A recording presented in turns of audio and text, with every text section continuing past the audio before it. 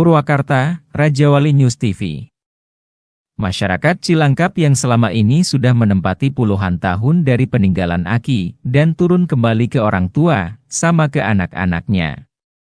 Sementara, masyarakat Cilangkap keluar dari persidangan sangat memprihatinkan keadaan masyarakat tersebut, belum ada titik terang dari pihak pengadilan yang diundur kembali di minggu depan 27 Mei 2024 saat diwawancara tim Rajawali News TV. Di lokasi berbeda, saat diwawancara pihak Dadah Junaidi, SH bersama Tina Yulianti SH, MH angkat bicara bahwa kami dari pihak pengacara WRC Jabar akan memperjuangkan hak masyarakat Cilangkap.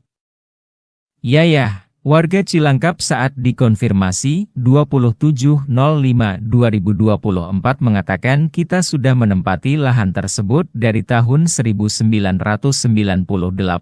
Kalau pihak pengusaha pengen menempati lahan tersebut silakan, cuman warga di sini meminta kompensasi dan pengertian yang layak. Jangan masyarakat itu dikasih 3 juta rupiah dan tidak dikasih tanah, juga menjanjikan mau dikasih 10 juta rupiah dan dikasih tanah yang seperti apa, kita mau yang jelas seperti sertifikat yang benar yang asli, yang benar-benar petunjuk yang jelas petanya. Dan tanah yang sudah rapi. Lanjutnya, seraya mengatakan memohon kepada pihak pemerintah khususnya Kabupaten Purwakarta semoga pihak pemerintah mau bantu masyarakat yang dizolimi ini dan yang bodoh kita tidak tahu kalau kita tahu dari dulu kita tidak akan mendiami tanah tersebut, sedangkan kita hanya melanjutkan dari orang tua kita ucap yayah. Di tempat terpisah, Arichandra SH MH Ketua Umum saat ditelepon seluler mengatakan membenarkan atas hal tersebut pihaknya akan terus mengawal perkara ini sampai adanya keputusan hukum yang tetap. Sehingga terkait Desa Cilangkap Kecamatan Babakan Cikau tidak adanya para pihak tertentu yang melakukan azas manfaat lahan tersebut, untuk sementara ini, pihak WRC PAN RI Jabar menyerahkan ke pihak hukum yang saat ini berjalan. Saat berita ini diturunkan, tim investigasi akan mencari data-data lainnya.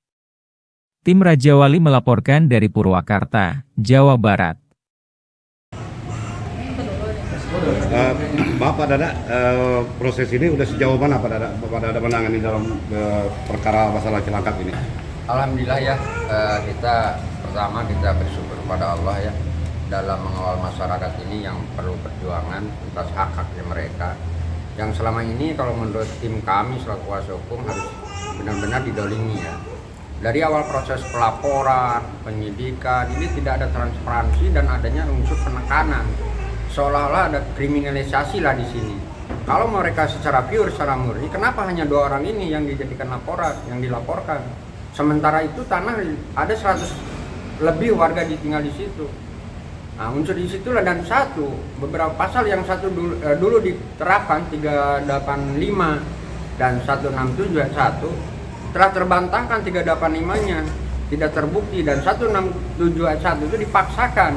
Kenapa dipaksakan? Kalau lihat dari fakta-fakta persidangan tidak ada satupun saksi yang mengatakan bahwa tanah itu kapan dia memasuki si terdakwa ini di tempat tersebut, tidak yang tahu, hanya tahu mereka sudah berpuluh-puluh tahun tinggal di situ, beranak cucu lah di situ. Tiba-tiba muncul 2019 ada HGB dan mengusir warga tanpa memberikan kompensasi. Sementara mereka punya hak garap di situ. Sejauh mana negara melindungi rakyatnya?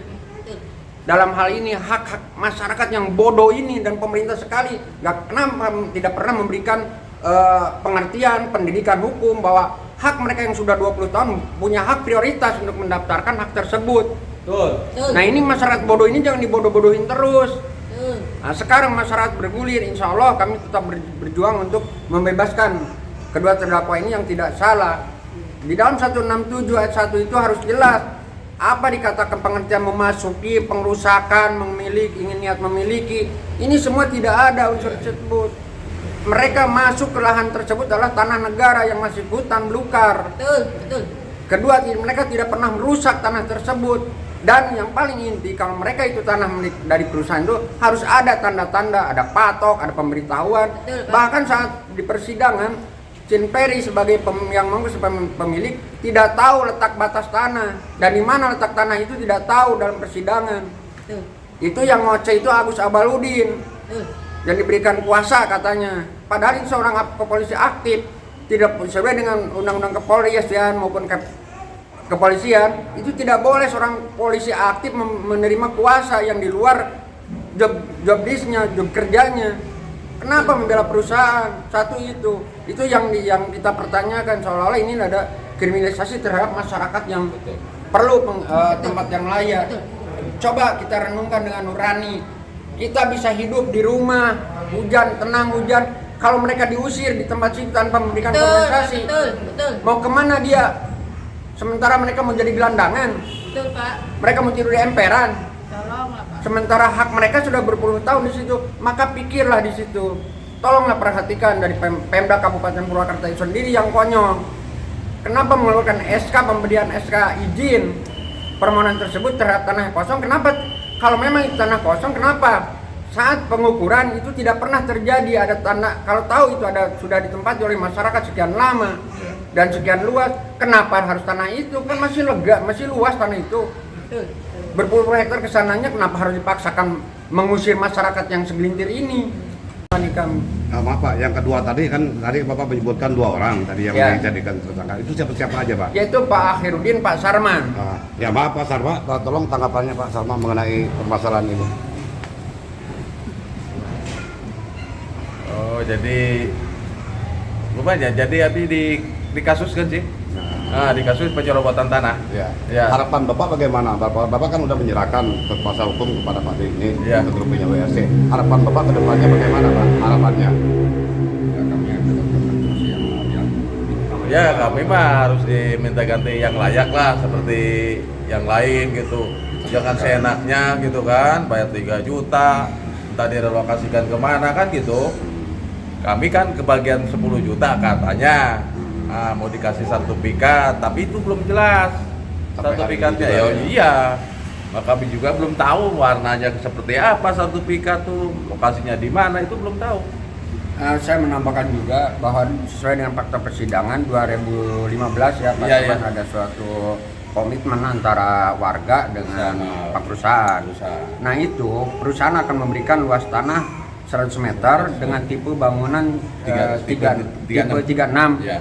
Dan dilokasikan di tempat yang sudah siap huni. Ya. Ini tidak pernah terjadi, tidak pernah ada. Makanya masyarakat bertahan di situ sampai tetes darah penghabisan, mereka akan tetap tinggal di situ. Betul. Karena mereka juga punya hak loh sebagai warga negara atas tanah pertiwinya, itu punya hak. Hanya secara de jure memang mereka secara administrasi tidak memiliki, tapi secara fakta mereka sudah berpuluh-puluh tahun di situ. Jadi tolonglah dihargai hak warga negara Indonesia itu. Jangan hanya oligarki yang dilindungi terus, masyarakat seperti inilah. Toh perusahaan tidak akan rugi dengan memberikan kompensasi sekecil itu pada masyarakat. Ini kan tidak pernah dilaksanakan oleh perusahaan. Hanya perusahaan mengiming-imingkan dan uang 1 juta rupiah. Cukup dengan apa hidup 1 juta rupiah harus pergi dan tinggal di tempat tersebut yang sudah puluh tahun mereka tempati. Dan itu merupakan tempat tinggal dan tempat penghidupan mereka. Tempat bercocok tanam mereka, tempat mata pencaharian mereka. Bagaimana ini kalau memang mereka harus diusir begitu saja oleh perusahaan? Hebat benar itu perusahaan. Legalitas warga Pak. Kita punya ya warga itu surat keterangan desa, dan izin domisili, Siap. KTP, KK. Itu sebagai masyarakat umum kan yang legal. Sehingga di mana masyarakat itu sebagai masyarakat asing memasuki pekarangan asing orang lain. Kalau yang ujuk-ujuk masuk ke situ oke lah. Ini sudah berpuluh tahun punya KTP di situ, KK di situ, domisili di situ, SKEDA, surat keterangan desa ada. Jadi secara formal itu sudah memenuhi, tinggal mengajukan, memproses. Karena masyarakat itu bodoh dan tidak mengetahui, serta pemerintah tidak pernah turun ke masyarakat yang seperti ini memberikan penyuluhan hukum mengenai pertanahan. Ya akhirnya seperti ini, selalu timbul persoalan di masyarakat. Mungkin itulah untuk sementara kami yang bisa kami sampaikan. Silakan Bu Tina kalau ada. Udah lama. Dari tahun 98.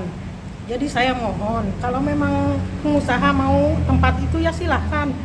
Cuman saya minta uang kompensasi sama penggantian yang layak. Iya, betul. Jangan sampai masyarakat itu dikasih 3 juta nggak dikasih tanah, dikasih 10 juta katanya dikasih sertifikat, tapi sertifikatnya yang kayak gimana? Saya mau yang sertifikat yang benar, yang asli, yang benar-benar itu petunjuknya ada, dan juga tanahnya yang udah rapih lah gitu. Ya saya mohon kepada pemerintahan, saya mohon sekali lagi, bantulah masyarakat yang bodoh ini semuanya Pak. Soalnya saya juga tidak tahu, kalau memang tahu dari dulu, saya tidak akan pernah mendiami tanah tersebut. Betul.